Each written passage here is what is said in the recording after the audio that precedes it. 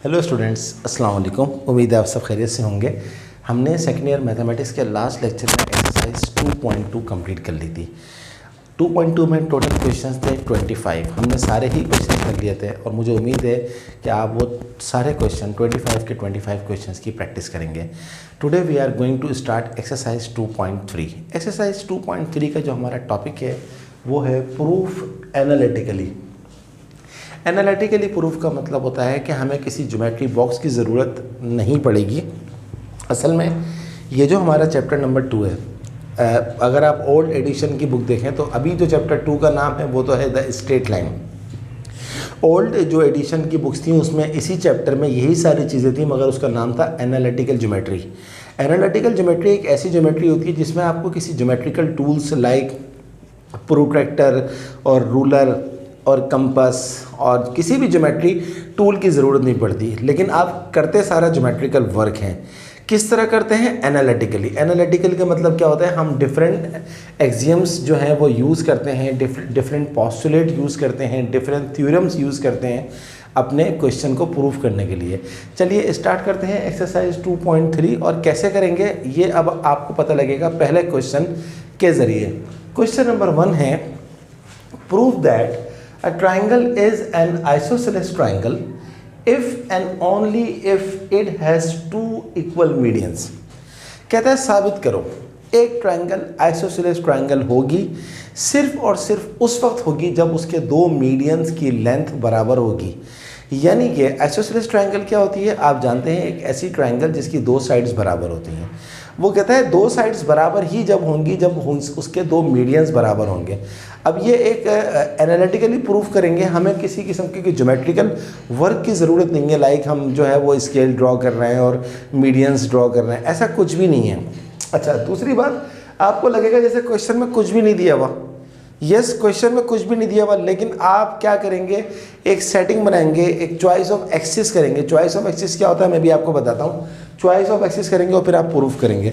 सबसे पहला काम है, ये आपको याद रखना है, इस एक्सरसाइज में जितने भी क्वेश्चंस हैं जो कि ट्रायंगल से रिलेटेड हैं, उसके लिए आप क्या करेंगे, सबसे पहले आप एक्स एक्सिस और वाई एक्सिस बनाएंगे। तो ये मैं स्टार्ट कर रहा हूँ सॉल्यूशन। सबसे पहले आप बनाएंगे एक्स एक्सिस और वाई एक्सिस। ये आपका एक्स एक्सिस है, ये आपका वाई एक्सिस है।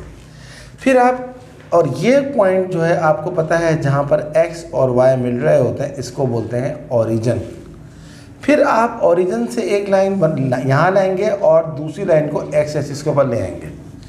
अब आप नाम रखें इस ट्रायंगल का A B C, ये आपका y एक्सिस है।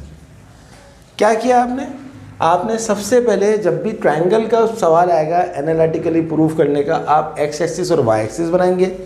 आप एक ट्रायंगल बनाएंगे जिसका एक वर्टेक्स आपने ओरिजिन पर रखना है, ओरिजिन का मतलब है 0 0। दूसरा वर्टेक्स आपने एक्स एक्सिस के ऊपर रखना है और इसके कोऑर्डिनेट्स आप लेट कर लेंगे A0। क्यों A0? हमने सपोज कर लिया कि 0 से लेकर, ओरिजिन से लेकर इस पॉइंट तक का जो x वैल्यू है, जो x डिस्टेंस है वो कितना है? A है। और आप जानते हैं x एक्सिस के ऊपर y की वैल्यू 0 होती है, therefore the coordinates of B are A0। C आप लेट कर लें BC, क्योंकि हमें नहीं पता कि इस पॉइंट के ऊपर x की वैल्यू क्या है और y की वैल्यू क्या है। तो अब आपके पास तीनों कोऑर्डिनेट्स आ गए। अब आप लिख देंगे late A0 0 B A0 and C, क्या नाम रखा है आपने? BC are the vertices of a triangle। क्या सपोज किया हमने? A0 0 B A0 and C B C are the vertices of a triangle. यहाँ तक पहुँच गए। अब हम सवाल पर आते हैं। कहता है कि साबित करो कि ये ट्रायंगल जो हमने ड्रॉ करी है ये आइसोसेलेस ट्रायंगल है, यानी कि इसकी दो साइड्स बराबर हैं। कब बराबर हैं? जब उसके दो मीडियंस बराबर हों। तो हम अब ड्रॉ करते हैं मीडियन। एक मीडियन हम ये ले लेते हैं और एक मीडियन हम ये ले लेते हैं। देखिए मैं कोई भी ज्योमेट्रिकल टूल यूज़ नहीं कर रहा, सिर्फ मेरा मार्कर यूज़ हो रहा है। इस मीडियन का नाम रख देते हैं हम D और इस मीडियन का नाम रख देते हैं हम E। अब हमें D के और E के कोऑर्डिनेट्स ढूंढने तो आप जानते हैं मीडियन के अंदर ये पॉइंट क्या होता है, इसका मिड पॉइंट, यानी कि BC का जो मिड पॉइंट है वो D है। तो यहाँ पर हमारे पास क्या आ जाएंगे कोऑर्डिनेट, यहाँ पर लिख भी दें D is the mid point of, किसका मिड पॉइंट है, BC का। तो कोऑर्डिनेट्स ऑफ D आपके पास क्या आ जाएंगे, क्या फॉर्मूला होता है मिड पॉइंट का, x1 plus x2 upon 2 comma y1 plus y2 upon 2। x1 है A प्लस x2 है B अपॉन 2 कॉमा y1 है 0, y2 है C अपॉन 2। यहाँ से आपके पास D के जो फाइनल कोऑर्डिनेट्स आ गए वो क्या आ गए, A plus B upon 2 comma C upon 2। ये कोऑर्डिनेट्स आप यहाँ पर लिख दें,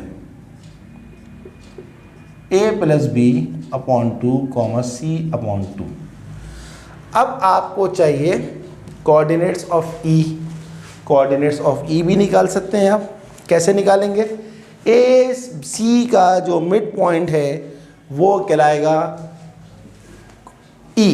तो आप यहाँ लिखेंगे E is the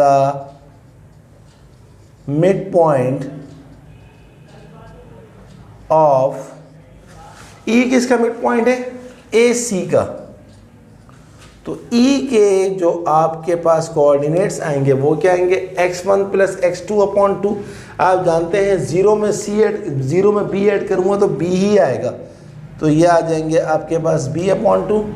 y1 plus y2 upon 2, zero में C ऐड होगा तो C ही आएगा, C अपॉन 2।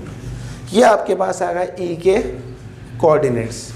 अब आप E के कोऑर्डिनेट्स भी यहाँ लिख दें, सिर्फ मेंशन कर देंगे तो अच्छा हो जाएगा, B अपॉन 2 और C अपॉन 2। आपके पास मिड पॉइंट भी आ चुके हैं। अब इसके बाद अगला जो काम शुरू होता है, according to question, according to question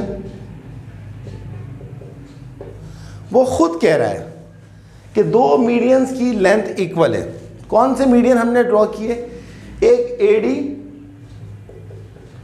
AD का डिस्टेंस बराबर है, दूसरा मीडियन क्या है, BE के डिस्टेंस के। तो अब हम AD का डिस्टेंस निकालेंगे।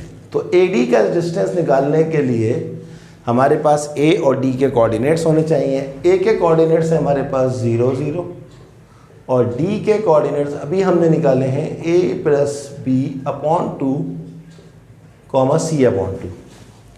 अब हम निकालेंगे AD की लेंथ, मीडियन की लेंथ।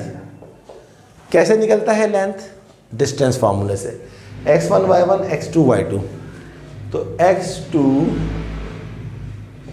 माइनस x1 का square plus y2 minus y1 का स्क्वायर का square root. a plus B upon 2 minus 0, 0 से कोई फर्क नहीं पड़ता, तो ये रह जाएगा a प्लस बी अपॉन 2 का स्क्वायर प्लस c अपॉन 2 का स्क्वायर क्या हो जाएगा, आप जानते हैं c अपॉन 4। यहाँ तक हम पहुँच गए, ये हमारे पास बन हो गया इसके अंदर। अब हम निकालेंगे अगली लेंथ। अगली लेंथ क्या है, BE। तो BE की लेंथ निकालने के लिए हमारे पास B के कोऑर्डिनेट्स होने चाहिए। B के कोऑर्डिनेट्स हमारे पास क्या है, A, 0 और E के कोऑर्डिनेट्स हमारे पास क्या है, ये लिखे हुए आपके सामने B अपॉन 2 और C अपॉन 2, B अपॉन 2 और C अपॉन 2। तो BE का जो लेंथ होगा वो कैसे निकलेगा, डिस्टेंस फार्मूले से। डिस्टेंस फार्मूला क्या होता है, x1 y1 x2 y2, तो x2 माइनस x1 का square plus y2 minus y1 का स्क्वायर रूट। तो BE इज इक्वल्स टू, ये 2 इसके नीचे 1 लिखा हुआ है, 2 आप एलसीएम ले लें, 2 से 2 कट गया, ये हो जाएगा B, और 2 से ये मल्टीप्लाई हो जाएगा, ये हो जाएगा -2a का स्क्वायर प्लस c/2 का स्क्वायर क्या होता है, c/4, और इसके ऊपर आप लगा दीजिए स्क्वायर रूट। यहां तक पहुंच गए। अब AD बराबर है BE, AD का डिस्टेंस कितना आया, a प्लस b/2 का होल स्क्वायर प्लस c/4, ये हमारे पास आ गया, इज इक्वल टू BE का डिस्टेंस आपने क्या निकाला, b माइनस 2a/2 का स्क्वायर प्लस c/4, c²/4, इस पे भी क्या आ रहा है, रूट आ रहा है। अब आप देखिए ये वाला रूट ये वाले रूट से कट रहा है, c² आएगा, सॉरी ये वाला रूट ये वाले रूट से कट गया। ये लिखा हुआ है a प्लस बी का होल स्क्वायर, इसको आप फॉर्मूले से खोल दीजिए, a² plus 2ab plus b²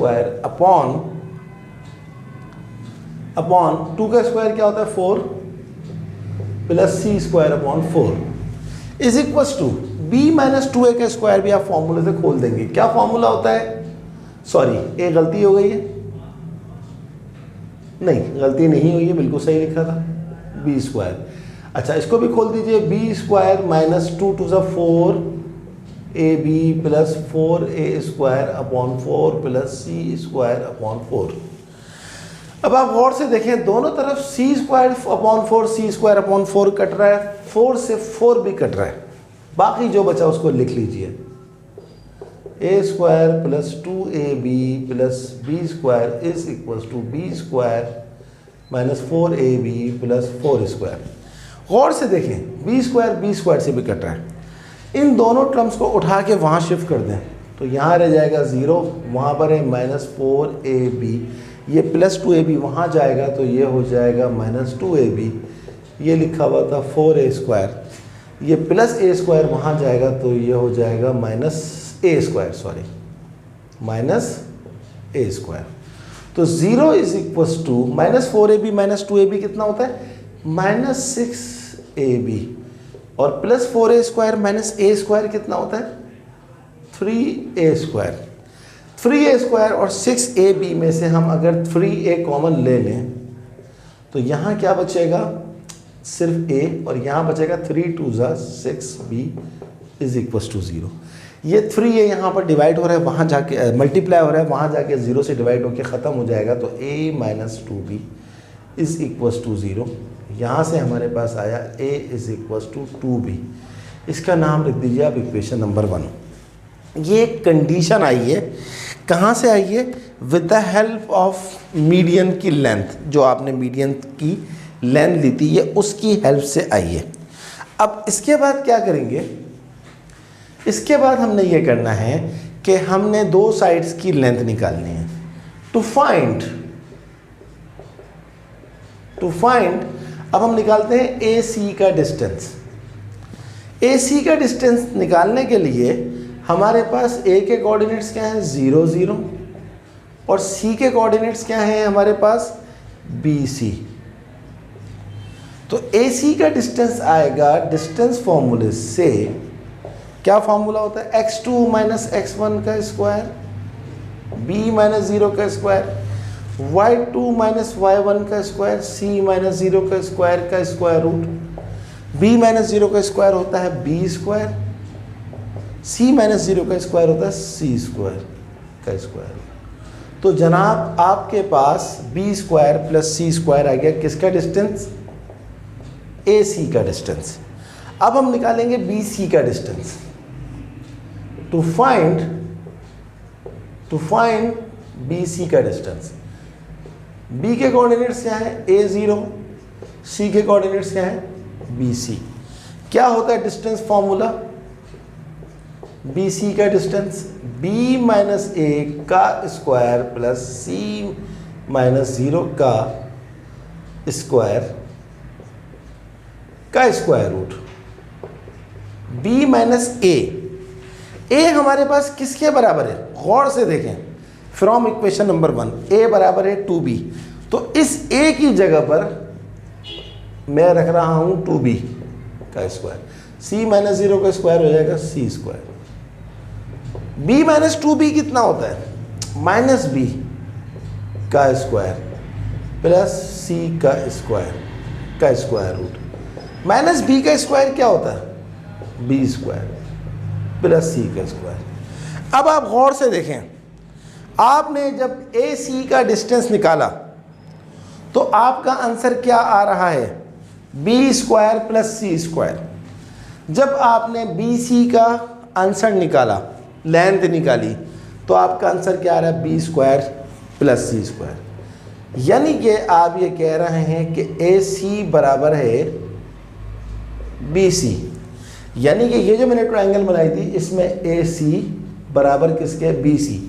और स्टूडेंट, ऐसी ट्रायंगल जिसकी दो लेंथ या दो साइड्स बराबर हों उसको हम क्या कहते हैं? उसको हम कहते हैं आइसोसेलेस ट्रायंगल। Hence proved.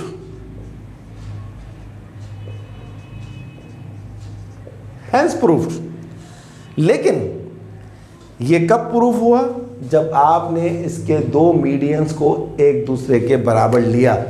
अगर आप इसके दो मीडियंस को एक दूसरे के बराबर नहीं लेते तो ये आपका कभी भी प्रूफ नहीं होता। तो आपने देखा कि सवाल में डिस्क्रिप्टिव फॉर्म थी, यानी कि वर्डिंग लिखी हुई थी, बाकी सब कुछ हमने खुद किया। तो ट्रायंगल आएगी तो एक्स एक्सिस और वाई एक्सिस ड्रॉ करें, ए के कोऑर्डिनेट 0 0 लें, बी के कोऑर्डिनेट a 0 लें, सी के b c लें और जो कंडीशन दी हुई है उसको लगाएं, काम ख़त्म। इंतहाई आसान एक्सरसाइज है। एनालिटिकल प्रूफ तो बहुत आसान होते हैं। कोई ज्योमेट्रिक बॉक्स यूज़ नहीं हुआ, कोई प्रोटेक्टर यूज़ नहीं हुआ, कोई स्केल यूज़ नहीं हुआ, पेंसिल यूज़ नहीं हुई, इरेजर यूज़ नहीं हुआ, कंपास यूज़ नहीं हुआ, सेट स्क्वायर यूज़ नहीं हुआ और आपका काम भी हो गया। और अब आज आपको पता लग गया है कि कोई ट्रायंगल आइसोसेलेस ट्रायंगल उस वक्त होती है जब उसके मीडियंस बराबर होते हैं। अगर उसके मीडियंस बराबर नहीं होते तो वो आइसोसेलेस ट्रायंगल नहीं होती। देखें ना, अगर ये कंडीशन जो आपने मीडियंस को इक्वल करके हासिल करी, a बराबर है 2b, अगर आप ये हासिल नहीं करते और ये हासिल करे बगैर आप डिस्टेंस निकालते, AC का ये आ रहा है और BC का, तो यहाँ पर आने के बाद ख़त्म हो जाती, इस जगह पर बात ख़त्म हो जाती, सॉरी। लेकिन आपको पता था कि a बराबर है 2b, आपने a की जगह पर 2b रखा तो आपका काम हुआ ना, वरना तो आपका काम ही नहीं होता। तो ये थी हमारी आज की क्लास। आज हमने एक ही क्वेश्चन किया, कोशिश करेंगे कि अगली क्लास के अंदर ज़्यादा क्वेश्चंस करें।